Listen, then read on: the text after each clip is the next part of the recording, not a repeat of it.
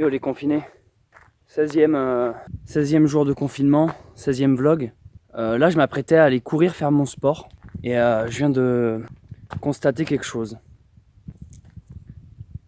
La corde est défaite. Ça c'est la corde, voilà, si vous voulez, tous les soirs, enfin même pas tous les soirs, seulement quand je sors, c'est la corde si vous voulez que je défais pour pouvoir sortir avec mon véhicule. Et donc tous les soirs, ou du moins quand je suis dedans, moi à l'intérieur, bam, je referme la corde comme ça pour signaler que voilà, c'est propriété et que voilà, c'est pas... Et là, je me lève, donc là j'allais courir, je passe par là, et là je viens de voir que la corde est défaite. Donc deux trucs. Soit il y a quelqu'un qui est venu, voilà, et j'irais même jusqu'à dire qu'il vient me visiter de temps en temps, par rapport aux poules qui ont disparu, tout ça. Alors ça, là j'imagine déjà, vous devez vous rigoler et dire, mais c'est quoi ta sécurité? Tu penses qu'avec une corde on arrête quelqu'un? C'est pas ça, déjà psychologiquement, une barrière c'est pour dire, voilà, t'es pas censé être là, donc c'est-à-dire si tu la franchis, c'est en toute connaissance de cause, tu sais à quoi tu t'exposes. Surtout que y a pas que ça. Et ça, c'est peut-être le truc qui m'inquiète le plus. Parce qu'à la rigueur, la corde, je peux peut-être... J'ai jusqu'à dire, elle aurait pu peut-être tomber toute seule. Bon, ça m'étonnerait parce que là, elle était bien rangée sur le côté. Mais à la rigueur, j'ai pu peut-être l'oublier. Donc à la rigueur, la corde, on peut trouver 10 000 explications. Mais alors là, par contre, où j'ai pas d'explication, c'est là. Je ne sais pas ce que c'est, ce putain de truc. Est-ce que... Attendez, je vais changer la caméra pour que vous voyez mieux. Est-ce que quelqu'un a une explication à ça? Qu'est-ce que c'est que cette merde? C'est accroché avec un fil rouge sur mon petit jardin là. Donc ici, je vous en ai pas parlé de ce jardin. Donc c'est celui qui fait face au bunker sauvage. Généralement, c'est un verger. Ici, j'ai quelques brunes, j'ai un pommier, j'ai un petit cerisier. Bon bref, c'est un petit verger ici. C'est que là, je viens de m'apercevoir. Tout à l'heure, je me baladais, j'ai vu ça. Je dis mais c'est quoi ce truc? C'est quoi ce truc? Et là, je commence à me dire, ok, je pense qu'il y a quelqu'un qui me troll. Je me demande s'il n'y a pas dans les abonnés, là, dans ceux qui regardent, quelqu'un qui vient me troller. Honnêtement, les amis, j'exagère pas là. Je sais vraiment pas ce que c'est ce truc-là, quoi. Et c'était pas là hier, hein. Attention. Et ça, mais j'aurais déjà dû le voir mais 10 000 fois. Parce que quand je remonte, en plus, j'ai directement vu ça, mais je l'aurais vu, mais... Et c'est seulement ce matin que je l'ai vu. Et associé à la corde qui est tombée, là, je me dis, ok, il y a un problème.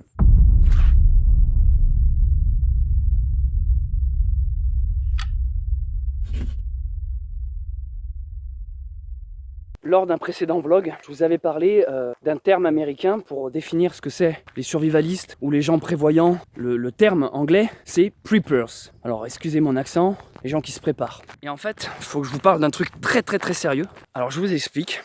Lorsque le mouvement des survivalistes est apparu dans le monde, et donc l'idéologie des preppers, il y a eu un mouvement contraire qui est apparu en même temps, qui s'oppose radicalement au survivalisme. Ce mouvement s'appelle les Dark Preppers. Je sais que là vous avez peut-être envie de rigoler, on dirait une mauvaise blague, on dirait le boss final d'un jeu vidéo quoi. Dark Vador, Dark Preppers, Shadow Sonic. Quand je dis Dark Preppers, c'est comme si je disais Dark Survivalist. Voilà, t'as le survivaliste et le Dark Survivalist. T'as les Preppers et les Dark Preppers. Qu'est-ce qu'un Dark Preppers? Ce sont des gens qui en fait... Attendez, bruit de pas. Ah, je suis sur le qui-vive aujourd'hui, je suis pas bien. C'était gros ça. Peut-être que je parle moins fort. Donc qu'est-ce qu'un Dark Preppers? Le Preppers, c'est quelqu'un qui se prépare. Voilà, il va entre guillemets s'enfermer chez lui, dans sa ferme, dans son bunker, dans tout ce que vous voulez. Et il a des stocks de bouffe, il a des armes, il a des moyens de communication. Bref, en gros, il est préparé à survivre à n'importe quelle situation apocalyptique. Le Dark Preppers, c'est une ou plusieurs personnes mal intentionnées qui repèrent où sont les Preppers, qui les repèrent, qui notent sur une carte, ok, il y a lui qui habite ici, tiens, il y a lui qui est dans tel coin, tiens, il y a lui. Et en fait, ils font une carte des endroits où il y a du stock qui a été réalisé par un véritable survivaliste. Et le jour de l'effondrement, donc ces gens-là en fait ne se préparent pas, ils vont simplement piller ces endroits-là. Ils vont simplement attaquer les preppers, voilà, les tuer ou les foutre dehors de chez eux, ou simplement leur voler tout leur stock de bouffe. Voilà, ils vont piquer leurs armes, leurs moyens de protection. Je sais pas, imaginez que le lapin a fait son petit terrier et qu'a déposé ses petites dents. Bon bah t'as le renard qui va non seulement bouffer les lapins et occuper le terrier. Voilà, c'est un peu l'idée quoi. Les Dark Preppers. Et alors il y a beaucoup de gens sur internet qui n'aiment pas trop cette idée-là, et c'est pour ça que beaucoup de survivalistes se taisent en fait, n'expliquent pas où est l'emplacement de leur bunker, de leur maison de repli, voilà, de leur ferme. Parce que si vous voulez, en toute connaissance de cause, on s'expose toujours à potentiellement des Dark Preppers qui peuvent rôder. Parce qu'il ne faut pas croire, demain s'il y a un véritable problème, plus d'électricité, confinement, un virus qui se balade dans la nature, les gouverneurs qui commencent à nous dire bon maintenant c'est chacun pour soi, c'est la grosse merde, que même des gens qui ne se pensent pas Dark Preppers peuvent le devenir. Vous voyez ce que je veux dire? Qui vous dit que demain quand la société se barre en couille, même une personne qui ne se revendique pas Dark Preppers va pas juste vriller et penser à sa survie en priorité et du coup tant pis, tu vois, elle va peut-être tuer quelqu'un en se disant bah, une vie de perdue mais 4 de sauvés derrière, parce qu'imaginons si la personne c'est un père de famille qui a sa femme et 2 enfants, tu vois, il va se dire bon bah allez on tue ce fermier qui s'était préparé pendant des années, mais au moins maintenant moi j'ai ma famille qui suit. Et ça fait ça, on va retomber dans une loi du plus fort. Je pense qu'un survivaliste tout seul a quand même beaucoup moins de chances voilà, qu'un mini regroupement d'hommes et de femmes qui peuvent s'entraider et chacun avoir des compétences bien précises. Parce que par exemple moi je m'aperçois que là depuis que je suis tout seul, que j'essaie de tout faire, j'essaie de faire mon pain, ma cuisine, en même temps dehors j'essaie d'assurer la sécurité, fabriquer un arc, faire un peu de ménage, de rangement, en même temps de filmer, faire du vlog. Et si vous voulez tout ça, je m'aperçois qu'en fait dans une société c'est bien qu'il y ait des rôles qui soient répartis, que tu as une personne qui s'occupe du pain, que tu as une personne qui s'occupe du jardinage, que tu as une personne qui s'occupe de la sécurité. En fait c'est absolument ultra important de répartir des rôles. C'est en ça que sont apparus dans la société ce qu'on appelle les villages simplement et les premières communautés. Donc moi voilà, je voulais vous parler des Dark Preppers et que du coup pourquoi je vous parle de ça, c'est parce que là vous comprenez bien que dans ma tête tout se bouscule. Est-ce qu'il n'y aurait pas des Dark Preppers qui rôdent dans le coin, ou du moins qui font du repérage de mon bunker sauvage. Il y a déjà mes poules qui ont disparu, je vous rappelle, hein. Ça c'est déjà pas rien, hein, les poules qui ont disparu. Je vous avais parlé dans le tout premier vlog d'assurer sa sécurité et faire du repérage avec un drone. C'est ce qu'on va faire. Je vais envoyer mon drone dans le ciel, en l'air, et on va un peu analyser la zone, analyser le terrain, voir si, je sais pas, s'il y a du mouvement, voir un peu ce qui se passe aux alentours de chez moi. À vous rappeler que je suis perdu en pleine montagne, en pleine forêt, donc il n'est pas censé y avoir beaucoup de mouvement. Par contre, le petit truc, c'est que je vais devoir utiliser mon téléphone portable, là, avec lequel je filme, pour le mettre dans la manette et diriger le drone. Du coup, ça prend pas le son, donc je sais pas encore comment je vais faire. Je vais vous montrer les images que je filme, mais peut-être je commenterai dessus au montage, ou bref, je sais pas encore. Je mettrai simplement de la musique, on verra. Allez, je vous envoie dans le ciel.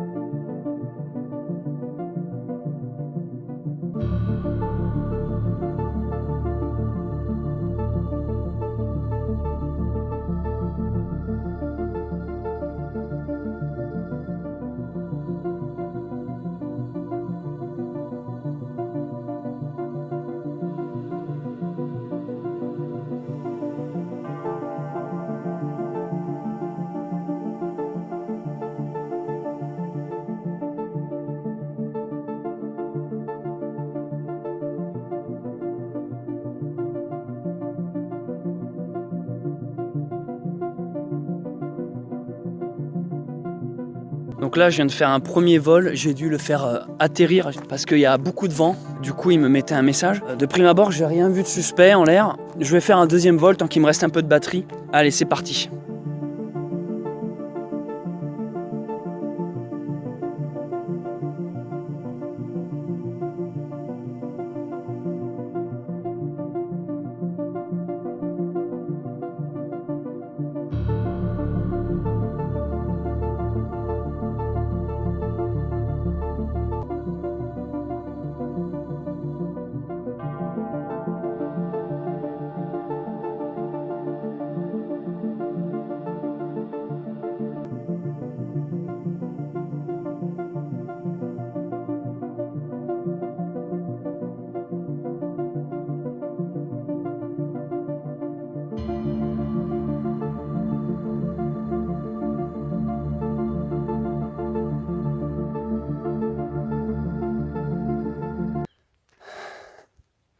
Bon, je suis rentré chez moi. Pour le moment, rien à signaler. Donc vous avez pu voir, hein, je suis vraiment en pleine forêt. Je suis entouré d'une forêt de sapins. Vous vous demandez peut-être ce que je m'attendais à trouver en envoyant le drone en l'air. Je sais pas, plein de trucs. Toi, on peut toujours trouver un véhicule stagné quelque part. Je sais pas, peut-être des gens qui attendent. Disons que je pense que c'est une protection pas trop bête d'envoyer une sorte de drone en repérage pour essayer de voir un peu les alentours, voir voilà s'il n'y a pas de mouvement, pas de changement. Là je vous ai pas tout mis au montage, hein. J'ai gardé on va dire les beaux plans, mais j'ai vraiment été fouillé un peu dans les moindres recoins, j'ai envoyé mon drone un peu partout. Il y a des trucs hélas que je ne peux pas vous montrer dans le plan du drone, parce que si par exemple je prenais trop de distance avec le drone en hauteur, il y aurait pu apparaître certains repères visuels on va dire qui peut-être pourraient indiquer indirectement ma position. Bref, tout ça c'est des techniques de survivaliste, hein.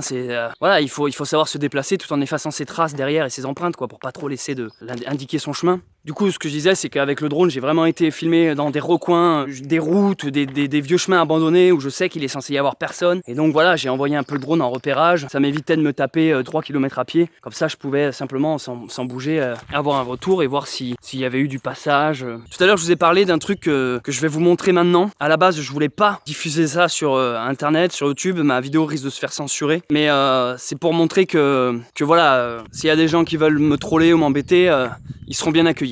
Je vais vous chercher ça. Les plus malins auront remarqué qu'à chaque fois que j'ai fait un live sur cette chaîne, j'avais autour de moi un holster. Donc je vous propose un petit test. Protection oblige.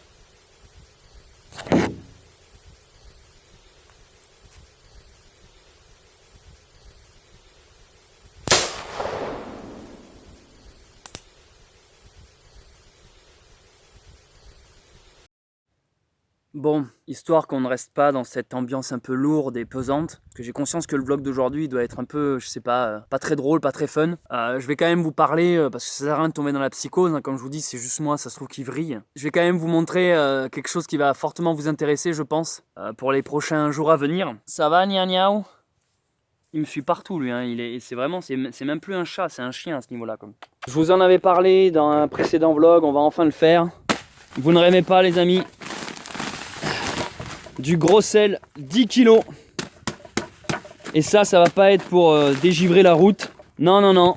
Ici, nous avons de la viande, du rôti de porc. Vous m'avez bien compris, je vais vous apprendre à saler votre viande. Saler de la viande, ça allège son poids, ça permet de la conserver ultra longtemps, ça garde toutes les protéines et toutes les calories. C'est une recette utilisée par nos grands-parents, nos arrière-grands-parents, c'est utilisé par certaines tribus. On va faire de la viande salée à l'ancienne et on verra ça dans les prochains vlogs.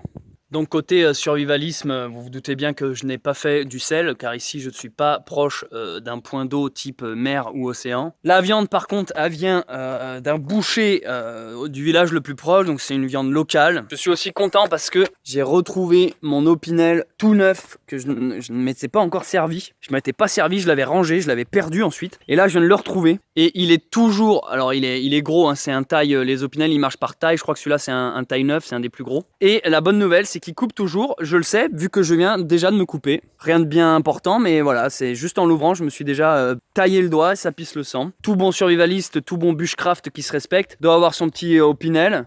Voilà, jamais partir sans quoi. On va pouvoir l'utiliser pour l'arc, parce que là, l'arc, tant que je l'avais pas retrouvé, je pouvais pas continuer l'arc, qu'on va devoir commencer à faire des trucs un peu plus précis. Il me fallait un couteau qui coupe vraiment bien. Donc ça, on va déjà pouvoir continuer à l'arc. Et puis pour tout ce qui est cuisine, construction, dans la forêt, dans la nature, bref, Opinel, très bien. Par contre, c'est un carbone, c'est-à-dire que les carbones, faut pas les mouiller, ils rouillent. T'as deux types d'Opinel, t'as les carbones, ceux-là, et t'as les inox qui ne rouillent pas. Après, il paraît que les carbones, en revanche, sont beaucoup plus tranchants et sont mieux en fait. Les carbones sont mieux, mais par contre, voilà, faut pas trop les mouiller, sinon ils risquent de rouiller. Allez, je pense que j'ai assez filmé aujourd'hui. Je suis allé un peu me reposer parce que là, beaucoup d'émotions.